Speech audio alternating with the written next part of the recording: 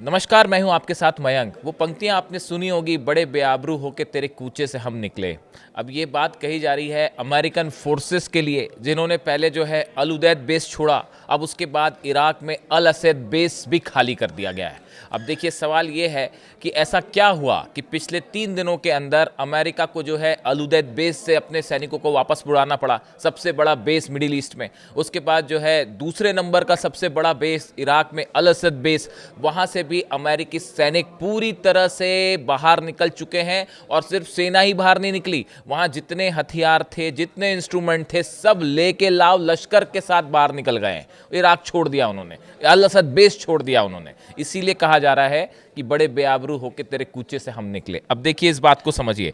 पहले हम बात करते हैं कि किस तरह से ईरान की मिसाइलों का खौफ अमेरिका के सिर चढ़कर बोल रहा है। देखिए, जिस तरह से खबरें आई कि हाल ही में 3 दिनों पहले रात के बाद अचानक जो है अमेरिकी फाइटर जेट्स उन्होंने बढ़ना शुरू किया ईरान की तरफ, लेकिन उसके बाद बीच में ही मिशन छोड़ के ट्रंप ने कॉल करके सभी फाइटर जेट्स को वापस बुलाया। अब ये खबरें सब तरफ अखबारों में हैं। उसके पीछे की इनसाइड स्टोरी एक और बड़ा खुलासा मैं अगले वीडियो में करूंगा, लेकिन अभी ये जो इराक ने बेसिस इराक में जो बेस खाली हुए हैं अमेरिका के, इस पर हम फोकस करेंगे। देखिए, ये पूरी घटना के बाद ये कहा गया, ये बताया गया कि जितनी अरेबियन कंट्रीज़ हैं, इन्होंने डोनाल्ड ट्रंप को ये साफ साफ कह दिया था कि अगर आप ईरान पर हमला करना चाहते हैं तो आप हमारे एयर स्पेस का इस्तेमाल ना करें, हमारे बेसिस का इस्तेमाल ना करें। इसकी सबसे बड़ी वजह है ईरान की मिसाइलें। जिस तरह से अमेरिका ने जब धमकी देनी शुरू की ईरान को और ईरान में प्रदर्शन को हवा दी, उसके बाद ईरान ने एक बड़ी जंग की तैयारी, एक ऐसा पोस्चर लिया कि अगर ईरान पर आपने हमला किया, उसका नतीजा होगा 8 अमेरिकन बेसेस जो है अरेबियन कंट्रीज में, मिडिल ईस्ट में, सब पर एक साथ मिसाइल्स दागी जाएंगी।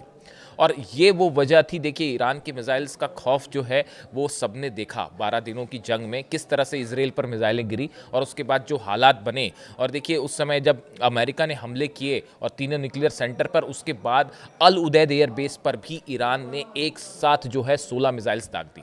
और उसमें से 4 मिसाइल्स ऐसी थी जो अल उदैद एयर बेस पर गिरी। अमेरिका मना करता रहा, लेकिन हकीकत ये थी कि अल उदैद एयर बेस को अमेरिकन डिफेंस सिस्टम नहीं बचा पाया और 4 मिसाइलें गिरी। अब आप सोचिए, अगर एक साथ 100 मिसाइल वहां गिर जाए तो क्या होता है।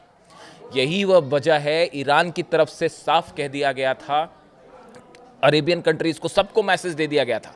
यूएई को मैसेज दिया गया, सऊदी को मैसेज दिया गया, बहरीन को मैसेज दिया गया, जॉर्डन को मैसेज दिया गया, इराक को मैसेज दिया गया कि अगर आप अमेरिकी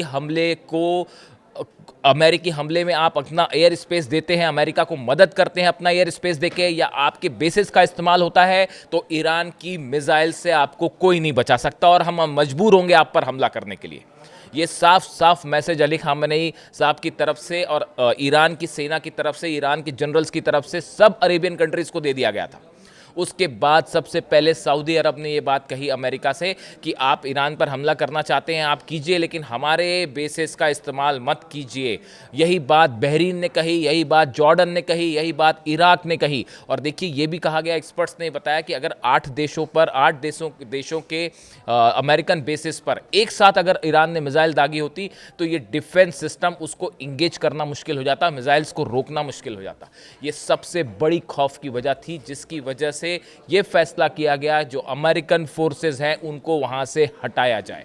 देखिए, जहां तक सवाल है अल उदैद बेस का, 3 दिन पहले ये खबरें आ गई कि अल उदैद बेस पर जितने एक्स्ट्रा 10,000 अमेरिकन सोल्जर्स होते हैं उन सबको वहां से हटाया जाने लगा। और उसके बाद अब खबर जो अल असद बेस है। देखिए, अल असद बेस को लेकर यह भी कहा जाता है कि वॉशिंगटन और बगदाद ने 2024 में यह तय किया था कि अमेरिका के नेतृत्व में बनाई गई सेना सितंबर 2025 तक चरणबद्ध तरीके से हट जाएगी।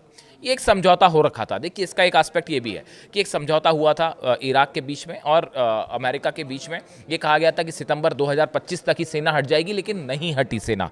लेकिन अब जब ये हालात बने, जब ईरान की तरफ से ये धमकियां दी गई कि अगर हम पर हमला हुआ तो सब बेस उड़ा देंगे, उसमें जो सबसे निशाने पे प्रमुख बेसेस थे, जिनके निशाने पे, वो अल असद बेस है। ये वही बेस है जब कासिम सुलेमानी साहब की शहादत हुई थी, उसका बदला लेने के लिए ईरान ने एक साथ कई मिसाइल्स इस अल असद बेस पर दाग दी थी। और उस समय ये हालात हुए थे कि जबरदस्त नुकसान पहुंचा था अल असद बेस को, और वहाँ पे सब कुछ फिर से नया बनाना पड़ा। जितने बेसिस थे वो सब साफ हो गए थे, जितने रनवे थे वो साफ हो गए थे। अब उसके बाद देखिए एक बार फिर वही हालात है और ऐसा माना जा रहा है कि कभी भी हमला हो सकता है और उसका करारा जवाब दे सकता है। अब देखिए सबसे बड़ी जो चुनौती थी, सबसे बड़ी चुनौती ये थी कि ईरान का मिसाइल ज़ख़ीरा, आखिर क्यों पीछे हटी ट्रंप की सेना। ईरान का मिसाइल ज़ख़ीरा 600 से ज़्यादा खैबर मिसाइल तैयार है, बटन दबाने की देर और 8 अमेरिकी बेस की तरफ मिसाइल्स उड़ान भर देगी। सबसे खतरनाक ड्रोन का ज़ख़ीरा, ये जो ड्रोन्स हैं ईरान के किसी को बताने की ज़रूरत नहीं है और ये अमेरिकन बेसिस पर कितना ज़बरदस्त हमला कर सकते हैं आप भी समझ सकते हैं। इसके अलावा अगर फुल फ्लेजेड वॉर हो गई तो इन बेसिस को बचाना, अरेबियन देशों को बचाना मुश्किल हो जाता। वहाँ के बेसिस पर लगातार हमले होते और वो उससे बड़ा नुकसान हो सकता था सऊदी को, यूएई को, बहरीन को, जॉर्डन को, इराक को। इसीलिए इन्होंने कहा कि आप हमारे एयर स्पेस का इस्तेमाल मत कीजिए, अमेरिका से कहा। इसके अलावा अमेरिकी जो जहाज़ हैं, अमेरिकी जो फाइटर जेट्स हैं, इनको लेकर भी एक बड़ी चुनौती दे रखी है ईरान ने कि जो मिसाइल्स हैं वो इनको भी बड़ा नुकसान पहुँचा सकती हैं। यही वजह है कि इन सब बेसिस से धीरे धीरे अब अमेरिका अपनी फोर्सेस हटा रहा है। देखिए ईरान के कई सारे ऐसे संगठन हैं, ना सिर्फ इराक में बल्कि लिबनन में, बल्कि हुती, अगर आप यमन में बात करें, ये सब मिलके ईरान की मदद करेंगे अगर हमला होता है। और ये सब के सब अमेरिकन बेसिस के लिए एक बड़ा खतरा है, अमेरिकी जहाज़ों के लिए बड़ा खतरा है, अमेरिकी एयरप्लेन्स के लिए बड़ा खतरा पैदा कर सकते हैं। यही वजह है कि सोल्जर्स की कैजुअल्टी ना हो, इस डर से ट्रंप ने अपनी सेना वापस बुलाई है। लेकिन इसका ये कतई मतलब नहीं है कि जंग नहीं होगी। एक बड़ा जमावड़ा अमेरिकन नेवी का, वॉरशिप्स का ईरान के आसपास शुरू हो गया है। ईरान को घेरने की तैयारी हो रही है। हम अगले वीडियो में आपको बताएंगे कैसे हो रहा है।